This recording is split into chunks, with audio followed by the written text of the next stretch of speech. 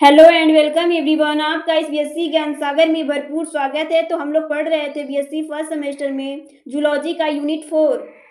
तो आज इस वीडियो में हम देखेंगे माइटोसिस, क्योंकि हम सेल साइकिल के बारे में चर्चा कर चुके थे जिसके अंतर्गत मियोसिस एंड माइटोसिस आता है। तो इस वीडियो में हम देखेंगे माइटोसिस क्या होता है, जिसको हिंदी में हम कहते हैं समसूत्री विभाजन। आप लोगों ने पिछली क्लासों में पढ़े होंगे कि समसूत्री विभाजन क्या होता है। यह हमारे सेमेस्टर एग्जाम के लिए मोस्ट इंपॉर्टेंट है, क्योंकि यह एमजीके वीपी यूनिवर्सिटी में 20 नंबर में पूछा जाने वाला क्वेश्चन है। यह लॉन्ग में पूछा जाने वाला क्वेश्चन है। यह हमारे सेमेस्टर एग्जाम के लिए रामबाण साबित हो सकता है। इस वीडियो के लास्ट तक बने रहिए, क्योंकि इस वीडियो में माइटोसिस को, समसूत्री विभाजन को बहुत ही आसान शब्दों में सरल तरीके से समझाया गया है। तो आज हम देखते हैं माइटोसिस। यह टॉपिक आप लोगों को 11th क्लास में मिला होगा। पिछली क्लास में आप लोगों को मिला होगा माइटोसिस एंड मियोसिस शब्द दिया था, बट वहाँ पर हिंदी में दिया था। यहाँ पर हमें इंग्लिश में पढ़ना है। तो हम देखते हैं माइटोसिस सूत्री विभाजन क्या होता है। This type of cell division is found in somatic cell. यहाँ बताया गया है कि इस प्रकार कोशिका विभाजन सोमैटिक कोशिका में पाया जाता है। जो समसूत्री विभाजन होता है यह सोमैटिक कोषों में पाया जाता है। जो सोमैटिक कोष होता है वहाँ पाया जाता है ऐसा विभाजन। यहाँ बताया गया है कि इस प्रकार का कोशिका विभाजन सोमैटिक कोषों में होता है, सोमैटिक सेल्स में होता है। जो इस टाइप का कोशिका विभाजन होता है, जो माइटोसिस का कोशिका विभाजन होता है, वो सोमैटिक सेल्स में होता है, सोमैटिक कोषों में होता है, पाया जाता है। In this the number of chromosome remains the same as that of the reproductive cell. और यहाँ बताया गया है कि इसमें क्रोमोसोम की संख्या जनन कोशिका के समान ही रहती है। यहाँ बताया गया है कि जो क्रोमोसोम होते हैं, जो गुणसूत्र होते हैं, उनकी संख्या जनन कोशिका के समान ही होती है। जो क्रोमोसोम होते हैं, जो गुणसूत्र होते हैं, उनकी संख्या जनन कोशिका, जो जनन कोशिका होती है, उनके समान होती है, उनके जैसे सेम होती है। रिप्रोडक्टिव सेल के समान होती है। जो क्रोमोसोम की संख्या होती है रिप्रोडक्टिव सेल के समान होती है, समांतर होती है। In this the process of cytokinesis takes place soon after karyokinesis. और यहाँ बताया गया है कि इसमें कैरियोकाइनेसिस शीघ्र बाद साइटोकाइनेसिस की क्रिया होती है। यह कहने का अर्थ है कि सबसे पहले यहाँ कैरियोकाइनेसिस की प्रक्रिया होती है, उसके बाद ही शीघ्र ही साइटोकाइनेसिस की प्रक्रिया होती है। जो कैरियोकाइनेसिस था और जो साइटोकाइनेसिस था, इसको हम पिछली वीडियो में बता चुके हैं कि कैरियोकाइनेसिस एंड साइटोकाइनेसिस क्या होता है। और यह माइटोसिस एंड मियोसिस में भी पाया जाता है। यह उसमें डिवीजन की में हेल्प करता है, कैरियोकाइनेसिस एंड साइटोकाइनेसिस। जो साइटोकाइनेसिस था, इसमें सेल का डिवीजन हो रहा था, मेम्ब्रेन का डिवीजन हो रहा था। और जो कैरियोकाइनेसिस था, इसमें न्यूक्लियस का डिवीजन हो रहा था। तो जो कैरियोकाइनेसिस प्रक्रिया है यह माइटोसिस में पहले कंप्लीट होती है, उसके बाद ही साइटोकाइनेसिस प्रक्रिया सबसे लास्ट में कंप्लीट होती है। मेम्ब्रेन को अलग करने के लिए, सेल को अलग करने के लिए सबसे लास्ट प्रक्रिया होती है माइटोसिस एंड मियोसिस की, साइटोकाइनेसिस। और जो कैरियोकाइनेसिस होता है वह मियोसिस एंड माइटोसिस के स्टार्ट में होता है। कैरियोकाइनेसिस। अब हम देखेंगे कैरियोकाइनेसिस। इसका शॉर्ट में हम देखेंगे, क्योंकि लॉन्ग वीडियो में, अगली वीडियो में हम कैरियोकाइनेसिस एंड साइटोकाइनेसिस के बारे में अध्ययन कर चुके हैं। अब हम देखेंगे कैरियोकाइनेसिस कितने टाइप्स के होते हैं। इंटरफेज, प्रोफेज, मेटाफेज, एनाफेज और टीलोफेज। जो कैरियोकाइनेसिस होता है इसके 5 पार्ट होते हैं। ये 5 पार्ट में डिवाइड होता है। जो सबसे पहला इसका होता है इंटरफेज कंप्लीट होगा, उसके बाद प्रोफेज, फिर मेटाफेज, एनाफेज, फिर टीलोफेज। तो हम कैरियोकाइनेसिस के अंतर्गत इन्हीं सब चीज़ों का अध्ययन करेंगे, इन्हीं सब टॉपिक का अध्ययन करेंगे, जो कि इसी प्रक्रिया द्वारा मियोसिस एंड माइटोसिस कंप्लीट होता है। तो हम पढ़ेंगे कैरियोकाइनेसिस में सबसे पहले इंटरफेज, फिर प्रोफेज, मेटाफेज, एनाफेज, टीलोफेज। इसके अंतर्गत ही मियोसिस एंड माइटोसिस प्रक्रिया कंप्लीट हो जाएगी। उसके बाद साइटोकाइनेसिस के बाद सेल अलग अलग हो जाएगा, डिवाइड होगा, 2 डॉटर सेल में डिवाइड हो जाएगा। तो हम देखते हैं इंटरफेज। सबसे पहले इंटरफेज के बारे में हम अध्ययन करेंगे। Interphase, this is the largest phase of the mitotic cycle. क्या बताया गया है कि जो इंटरफेज है या माइटोटिक चक्र की सबसे लंबी अवस्था होती है। जो माइटोटिक साइकिल होता है या उसका सबसे लार्जेस्ट फेज होता है, सबसे लंबी प्रक्रिया होती है, फेज होती है माइटोटिक साइकिल की। इट हैज सब Awez, first G1 phase, yes phase, G2 phase. जो इंटरफेज होता है इसमें G1 phase, yes phase and G2 phase होता है। इसमें इंटरफेज में यह प्रक्रिया कंप्लीट होती है G1 phase, G2 phase and S phase की। यहाँ बताया गया है कि इसमें 3 सब फेज होते हैं। जो इंटरफेज होता है इसमें इसमें 3 सब फेज होते हैं। जो इंटरफेज होता है इसमें 3 सब फेज होते हैं, जो कि G1 phase, S phase and G2 phase, जो कि हम सेल साइकिल में पढ़ चुके हैं कि G1 phase, S phase and G2 phase क्या होता है। और हमने इंटरफेज के बारे में भी अध्ययन किया था और एक डिवीजन फेज था उसके बारे में भी अध्ययन किया था। तो हम देखते हैं interphase. The following characteristic are found in interphase. First, the nucleus is large and clear in the cell. Interphase में निम्नलिखित लक्षण पाए जाते हैं। जो इंटरफेज होता है उसमें निम्नलिखित लक्षण पाए जाते हैं। फर्स्ट, सेल होता है उसमें न्यूक्लियस की जो साइज होती है वो बड़ा होता है और स्पष्ट होता है। जो न्यूक्लियस का साइज होगा वो लार्ज होगा और स्पष्ट होता है। Second, the choroids are found in long and coiled form.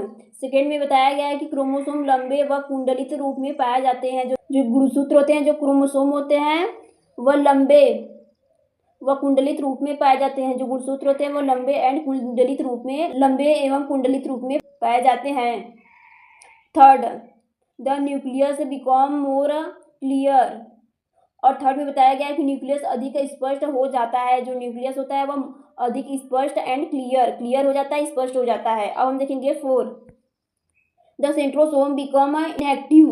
4 में बताया गया है कि सेंट्रोमियर निष्क्रिय हो जाता है। जो सेंट्रोसोम होता है वह निष्क्रिय हो जाता है, वह क्रिया नहीं करता, वह निष्क्रिय हो जाता है।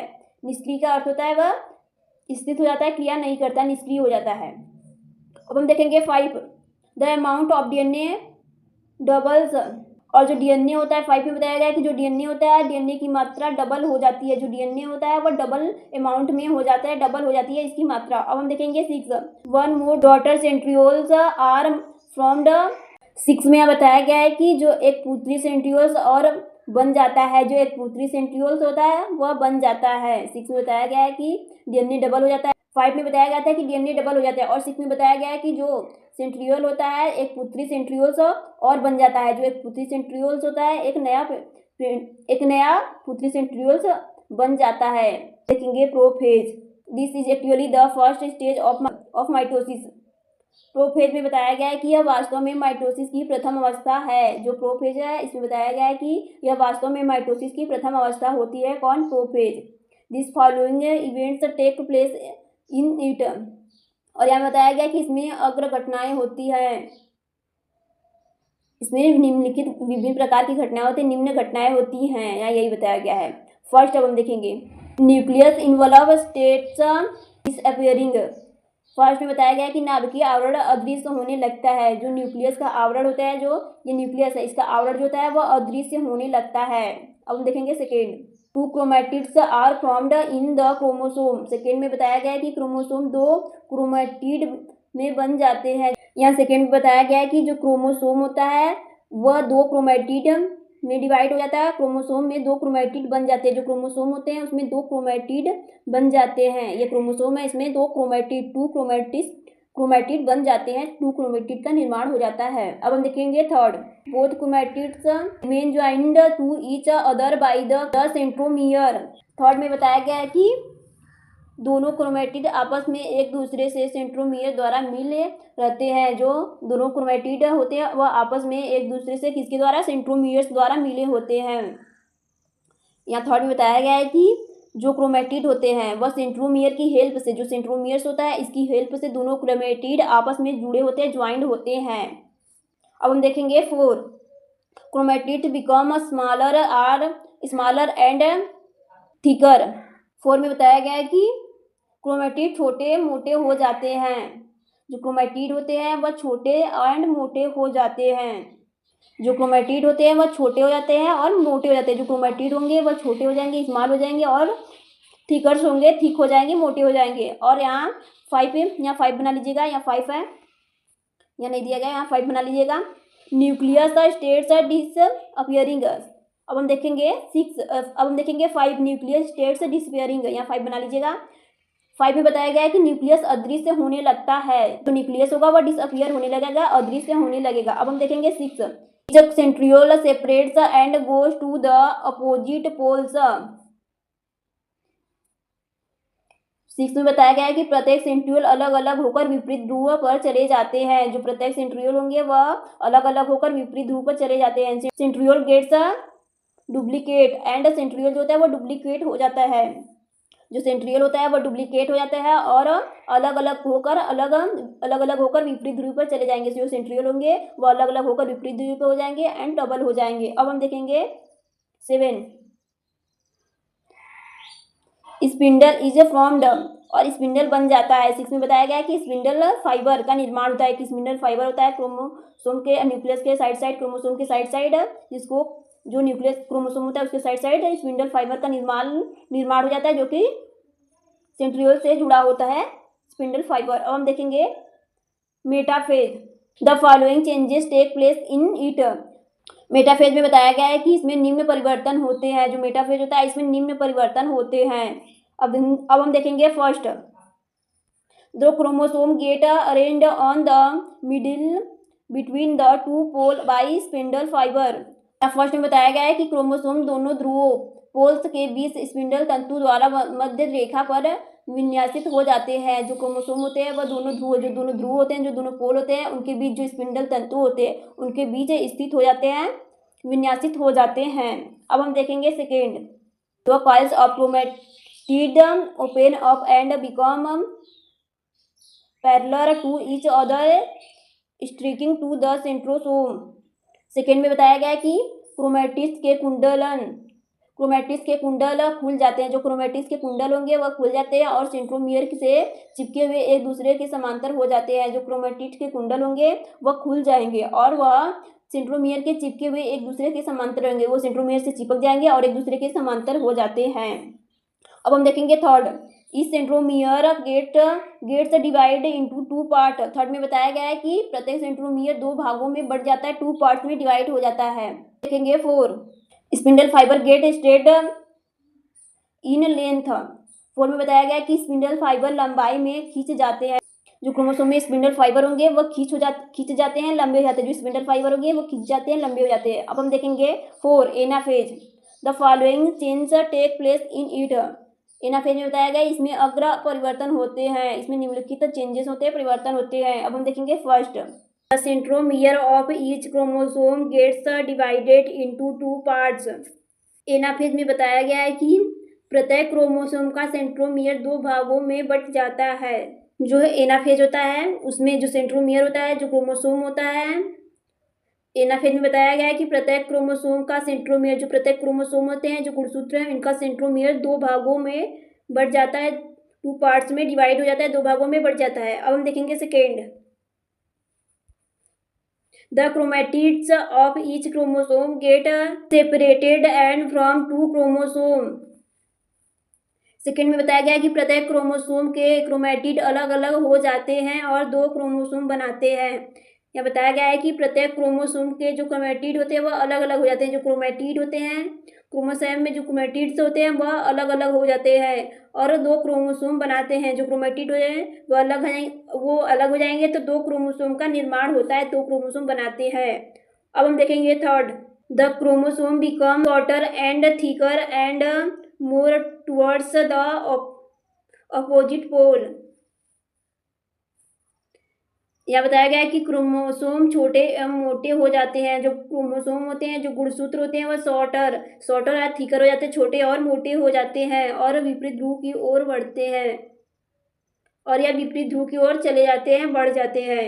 अब हम देखेंगे 5, the movement of daughter chromosome towards the poles is done by the contraction of spindle fibre. या 5 में बताया गया है कि पुत्री क्रोमोसोम का ध्रुवों की ओर जाना स्पिंडल तंतु के संकुचन द्वारा होता है। जो क्रोमोसोम होते हैं वह ध्रुवों की ओर जाते हैं, जो क्रोमोसोम होते हैं वह ध्रुव की ओर जाते हैं। तो इस तंतु किसके कारण हुआ? तंतुओं के संकुचन द्वारा। स्पिंडल तंतु होते हैं उनके संकुचन के कारण ही क्रोमोसोम विपरीत ध्रुव पर जा पाते हैं। जो स्पिंडल फाइबर होंगे इनमें संकुचन के कारण ही क्रोमोसोम विपरीत ध्रुव पर जा पाते हैं। अब हम देखेंगे 5 telophase. The following changes take place in it. यहाँ बताया गया टीलोफेज में कि इनमें निम्न परिवर्तन होते हैं। हम देखेंगे first, the chromosome reaching the opposite poles become thread like. यहाँ फर्स्ट में बताया गया है कि विपरीत ध्रुव पर पहुंचे क्रोमोसोम धागे के समान हो जाते हैं। जो अपोजिट पोल पे विपरीत ध्रुव पर क्रोमोसोम पहुंचे होते हैं वह थ्रेड लाइक धागे के समान हो जाते हैं। जो अपोजिट पोल पर क्रोमोसोम पहुंच जाते हैं उनका जो संरचना होता है वह थ्रेड लाइक धागे के संरचना के समान हो जाता है। अब हम देखेंगे second, the nucleus becomes visible again. बताया गया है कि जो न्यूक्लियस होता है वह दोबारा फिर से दिखने लगता है, विजिबल अगेन दोबारा से दिखने लगता है। टेलोफेज में न्यूक्लियस दोबारा से दिखने लगता है। अब हम देखेंगे third, nuclear membrane is formed around the nucleus and chromosome. Third में बताया गया है कि न्यूक्लियस तथा क्रोमोसोम के चारों ओर नाभिकीय झिल्ली बन जाती है। जो न्यूक्लियस होता है और जो क्रोमोसोम होता है इनके चारों ओर नाभिकीय झिल्ली बन जाती है, न्यूक्लियर झिल्ली बन जाती है। Third, nuclear membrane is formed around the nucleolus and chromosome. अब हम देखेंगे four, the spindle becomes invisible. Four में बताया गया है कि स्पिंडल अदृश्य हो जाता है। जो स्पिंडल फाइबर होता है वह अदृश्य हो जाता है, वह दिखाई नहीं देता। जो स्पिंडल फाइबर होता है वह अदृश्य हो जाएगा। After telophase 2 daughter nuclei are formed by karyokinesis. यह बताया गया है कि टीलोफेज के बाद कैरियोकाइनेसिस द्वारा 2 पुत्री नाभिक बन जाते हैं। जो बताया गया है कि टीलोफेज के बाद कैरियोकाइनेसिस द्वारा जो न्यूक्लियाई होता है वो 2 डॉटर सेल में डिवाइड हो जाता है, 2 डॉटर सेल का निर्माण होता है। टीलोफेज के बाद कैरियोकाइनेसिस में 2 डॉटर सेल का निर्माण होता है। कैरियोकाइनेसिस एंड साइटोकाइनेसिस हम आप लोगों को पिछली वीडियो में समझा चुके हैं। अब हम देखेंगे significance of mitosis. Its importance is as follows. जो माइटोसिस है इसके निम्न महत्व है सिग्निफिकेंस में। अब हम देखेंगे फर्स्ट, इसके निम्नलिखित महत्व को देखेंगे। First, it helps in maintaining proper shape of the cell. First में बताया गया है कि यह कोष के उचित आकार बनाए रखने में सहायता देता है। यह बताया गया है कि यह सेल को उचित आकार बनाए रखने में सहायता करता है माइटोसिस। अब हम देखेंगे second, it maintains balance in the amount of DNA and RNA. Second में बताया गया कि डीएनए एवं आरएनए की मात्रा में साम्य बनाए रखता है, समानता बनाए रखता है। जो डीएनए और आरएनए का मात्रा होगा, अमाउंट होगा, उसमें यह समानता बनाए रखता है। अब हम देखेंगे third, through this old and dead cell are converted into new cell. Third में बताया गया है कि इसके द्वारा पुरानी तथा मृत कोशिकाएं नई कोशिकाओं में बदल दी जाती है। थर्ड में बताया गया है कि इसके द्वारा पुरानी तथा मृत कोशिकाएं नई कोशिकाओं में बदल दी जाती है। जो पुरानी मृत कोशिकाएं होंगी उसको न्यू सेल्स में बदल दिया जाता है। अब हम देखेंगे four, it helps the animal is asexual reproduction. Four में बताया गया है कि यह जंतु के अलैंगिक जनन में सहायता देता है। जो जंतु एनिमल्स होते हैं इनको अलैंगिक जनन में सहायता प्रदान करता है। कौन? माइटोसिस। अब हम देखेंगे डायग्राम ऑफ माइटोसिस। इसका डायग्राम कैसा होता है। सबसे पहले इंटरफेज होता है, तो हम इंटरफेज से आप लोगों को डायग्राम दिखाएंगे और समझाएंगे इसके माध्यम से एक बार। और आप लोगों को इंटरफेज, यह देख सकते हैं, यह न्यूक्लियस है और यह सेंट्रोमियर है। इसके बाद इंटरफेज में ये सारी प्रक्रिया होंगी। आप लोगों को हम इंटरफेज समझाया, उसमें देख लीजिएगा क्या क्या होता है। उसके बाद इंटरफेज की बताया प्रोफेज। प्रोफेज में जो होता है वह जो सेंट्रोमियर होता है वह अपोजिट पोल पर जाने लगते हैं और जो न्यूक्लियस होता है वह अदृश्य होने लगता है। जो न्यूक्लियस होगा वह अदृश्य होने लगता है। अब हम देखेंगे मेटाफेज। प्रोफेज के बाद मेटाफेज आता है। जो सेंट्रोमियर होते हैं वह अपोजिट पोल पर आ जाते हैं। देख सकते हैं जो सेंट्रोमियर होता है यह अपोजिट पोल पर आ चुका है और जो स्पिंडल फाइबर होता है उससे क्रोमोसोम बीच में अटैच रहता है। एकदम सेंटर में क्रोमोसोम और स्पिंडल फाइबर से जुड़ा होता है। आप लोग देख सकते हैं ये स्पिंडल फाइबर है, जो धागे निमा दिख रहे हैं स्पिंडल फाइबर होता है या सेंट्रोमियर होता है और बीच में जो है गुणसूत्र क्रोमोसोम है, आप देख सकते हैं। और इसके बाद मेटाफेज की बात आता है एनाफेज।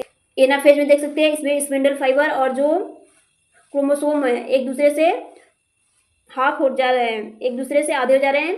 देख सकते हैं क्रोमोसोम कैसे इसमें अटैच था और इसमें कैसे अटैच है, क्योंकि इसमें डिवीजन होना स्टार्ट हो गया है।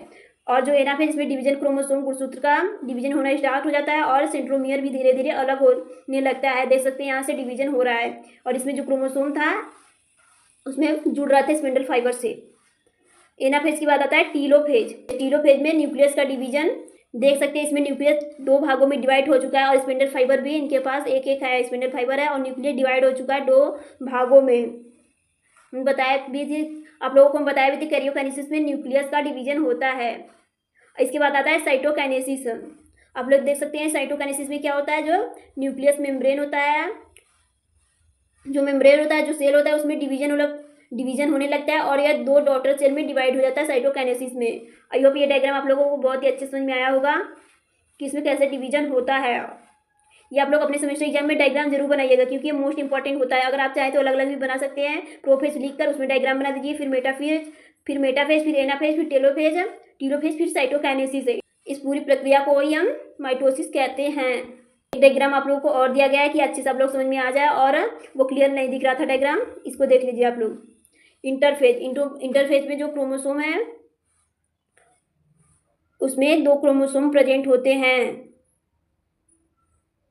और जो प्रोफेज में इसमें डबल हो जा रहा है क्रोमोसोम, और थर्ड में मेटाफेज में क्रोमोसोम स्पिंडल फाइबर से जुड़ जा रहा है। प्रोफेज में जो था सेंट्रोमियर था वह अपोजिट पोल पर जा रहा था, और जो मेटाफेज में सेंट्रोमियर अपोजिट पोल पर पहुंच जाएगा और इसमें स्पिंडल फाइबर से क्रोमोसोम जुड़ जाएगा। और एनाफेज में जो क्रोमोसोम होगा उसमें डिवीजन होने लगता है, या आधा क्रोमोसोम उस साइड, आधा क्रोमोसोम इस साइड, आधा इस न्यूक्लियस में, आधा उस न्यूक्लियस में, न्यूक्लियस का डिवीजन होने लगता है और स्पिंडल फाइबर भी डिवाइड होने लगता है। आई होप ये वीडियो आप लोगों को बहुत ही अच्छे से समझ में आया होगा। तो आज इस वीडियो में इतना ही। अगर आप लोगों को स्क्रीनशॉट लेना है तो ले सकते हैं। इंटरफेज,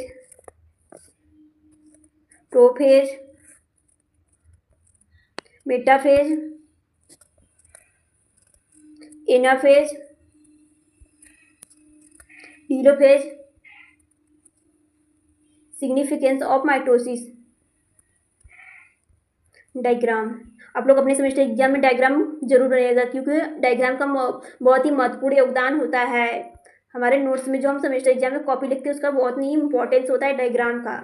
तो आई होप ये वीडियो आप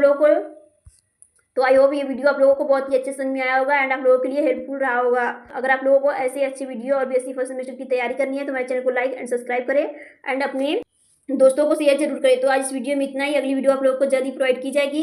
thanks everyone for listening me.